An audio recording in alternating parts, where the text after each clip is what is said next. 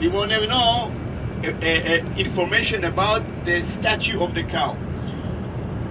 For example, if it does an average amount of steps, it means the cow, she's okay. But what happens if she does more steps than usual? What do you think is the cause for that? She's on heat. She's on a heat. Exactly, she's on a heat, and then we know we need to fertilize her. All the fertilizing is done by, not by a bull, but artificial. So these are the young cows, and you can see each one is marked, each one has a birth certificate. The cows actually going to be milked after the first time they give birth. So when they are 14 months old, we fertilize them. Another 9 months of pregnancy, and only then, this is the first time the young cow will go into the milking place.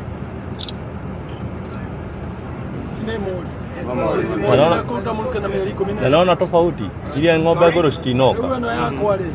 The cows, look, in Israel, we starting to understand how much it is important to make green agriculture. And green agriculture for cows, it means treat them well, give them the space they need, don't beat them, don't harm them, be as nice as possible to your cows. The cows are very smart creatures. We think they are not smart, but they are very smart in their own way. And these are very curious. You know, there is not a lot of difference between a cow and a dog. Okay? So they are both mammals, they are both have some kind of intellect, and the cows have a very interesting way of, if you learn about the cows, you will see that they are very interesting creatures. So they are now interested, they come to see us. Now you will see the propellers, the ventilation is working all the time to dry as much as possible the manure. By the way, the manure is used afterwards to fertilize the fields. We take the manure and we spread it in the fields. Now behind the cows you can see the bananas plantation, okay? The green bananas plantation. You have bananas in Kenya, I guess, no problem, right? You have bananas, I don't know if exactly the same kind, but we are considered to be quite big in bananas, and we will talk about bananas. I just want to say about the cows that once the cow is giving birth, we take the calf away and we feed it with the mother's milk in the first 3 days, and then we start to feed him with powder milk. Okay? What we see in Israel today, very interesting, that if you leave the baby calf, and this is the balance between how much milk you get, how much food you spend, and the profit from the dairy farm. So you can see all kind of different sorts of food. The silage we make usually in springtime, the silage is a wheat silage. You know what silage is? So we make a wheat silage in springtime. We harvest the wheat, we bring it over, we go with big tractors over and over and over until we press it down, then we cover it, put the nylon, and we let it start to do the job after about, okay, and that should be keeping us for all summer long.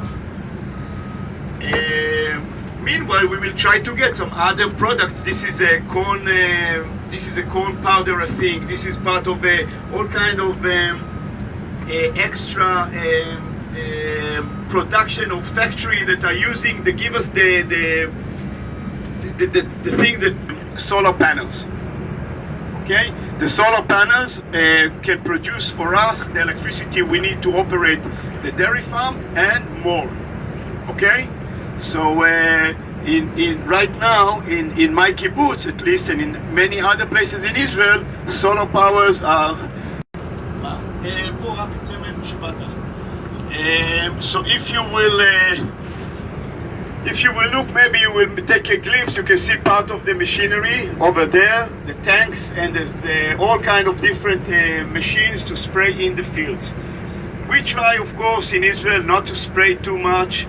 If possible, you know, we are thinking green if it's possible, but sometimes you need to spray. You don't have any other way to fight diseases. This is the place where we milk the cows. Okay, this is the place. They are milking now. I can see they are probably about to finish. If they started in 11, they are probably about to finish. Now is smaller. Simple. What did you ask me?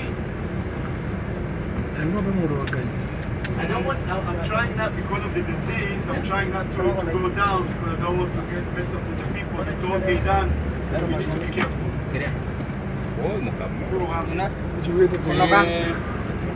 Okay, so the babies are being the females. We are keeping the females. Excuse me, what is that machine? So is the grandfather of the and you aim it to what you want. Maybe you want more from this kind. Maybe this one she's giving more birth. Maybe this one is better in giving birth. This one is better in giving milk.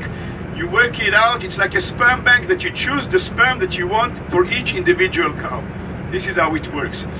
Over there, this is a lot of the work in Israel. They choose to live, and they come on a visa of 5 years to Israel. They work, they send money home, and after 5 years, they need to leave Israel because the permit is only for 5 years of work.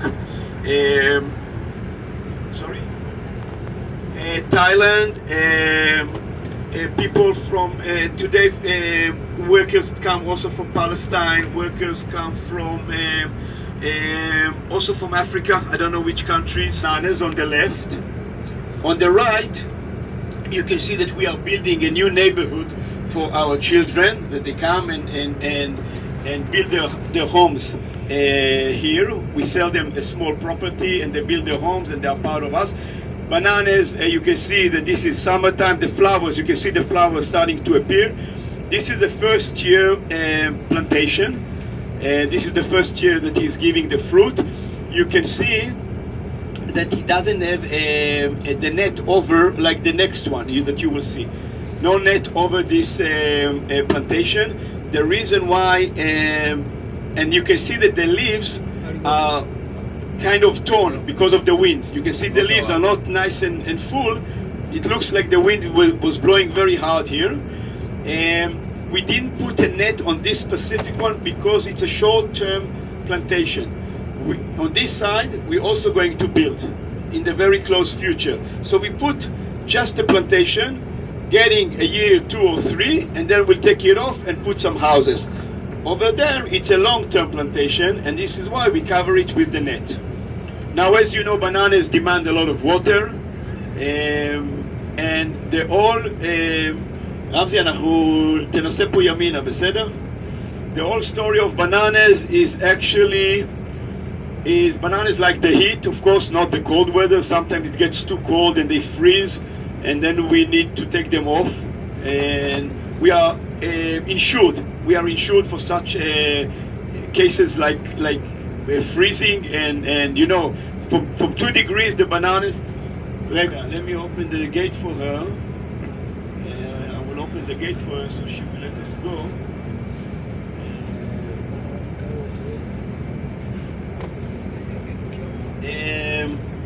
So bananas under the nets are doing much better. The fruit looks better and it gets better price on the market. Yet it is expensive to put the nets, as you can understand. But most of our bananas are under the nets. Beside this small plantation here, the nets also saves water. It's a 10% net. The net blocks 10% of only 10% of the sun, but it still saves water. The wind the plantation is more protected from the wind, and there are many advantages to the nets, and this is why most of the plantations of Israel will be under nets now, and the competition is very hard, so you need to have good bananas in order to sell it, and if your bananas are not so beautiful, you will not be able to sell it for such a good price. Price of bananas, just to give you an idea, today I saw it in the supermarket, is around 7 shekels for a kilogram, and the farmers probably don't get more than shekel and a half or 2 shekels, depends. It varies from time to time. I don't know if this year the bananas are very good because of the price. There are a lot of bananas in Israel now, and maybe it is too much, so it's hard to sell. You know what the problem of bananas, that the lifespan in the supermarket is very short, so you have to throw a lot of the fruit, and you can see that sometimes they put the fruit outside. You can see a lot of bunches on the side, on the roads, and insurance come and counts them and gives you money. Alumot, it's on the mountains over there. All the kibbutzim are very close to each other here. כן, רלי, תמשיך ישר, אנחנו נקיף את הקיבוץ. Now the beautiful houses, the big houses that you see in this section, they belong to people, sorry, that bought the land, bought the houses, built houses, and this is their private property. No, they are not members of the kibbutz, they are members of the community, but this is the only place when it's really private, because the houses that we live in are not yet our private homes. They belong to the kibbutz. The people belong to the community, the houses is their private property, and they are part of our community, but they are not members. Okay? There is a difference between members like me and the people that live here. More bananas of the Gan Ya'alev, of the kibbutz next to us, as you can see. The valley is full of bananas. Sorry? These trees? What, with the red flowers? Flowers. It's called they called Ponciana. They come from around Madagascar. No, this is citrus. We export citrus fruit. This is citrus, grapefruits. These are grapefruits. And we start to pick them up in August. August will be starting to pick up. Dairy, the milk is for local use, Israel. Bananas, we don't export. It's very hard to export bananas. So we don't export bananas. We have enough of the market here. So not too much of an export actually in my kibbutz. Okay, it's kibbutzim that have mango, they can export mango. I don't know about apples. Israel is also importing a lot of, there is always an issue to import, to lower the prices. They say that in Israel, the price of the fruits is very high today, very high. So when Israeli complains, what happens? Why is it so expensive to buy? And but depends what. Depends. For grapes will be very expensive. All the peaches and all the special fruits will be berries, all kind. Bananas, so and so. Watermelons went down very, very from the beginning. I see now they're selling a kilogram of watermelon for 2.90 of a shekel, which is cheap, relatively cheap. This is what they sell in the shop here. This is another kibbutz. The other kibbutz also have dairy farm, almost same as we do, and the only thing that is being together is the machine that we saw, the machine that is feeding the cows. And this is the guest house of the kibbutz on the right here. The small 2 stories building are the guest house of the kibbutz. We have tourism.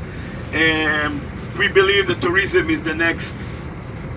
It's best for our economies to do tourism as much as possible. Of course, we are still very much into agriculture and everything is okay, but we need extras. The Jordan Valley is altogether is about 10 kibbutzim in this small area, very friendly with each other. The kids go to school together. There is a friendship. We know everybody almost from the kibbutzim around us, so it's like a big family. And it's a very nice environment. Very nice environment to grow here, and next to the lake, next to the Jordan River. Very blessed to be. Government give any incentives to the farmers? And the second one, do you formulate your own dairy mill? And how do you source out the raw materials for that? Do you have it locally, the raw materials for dairy milk?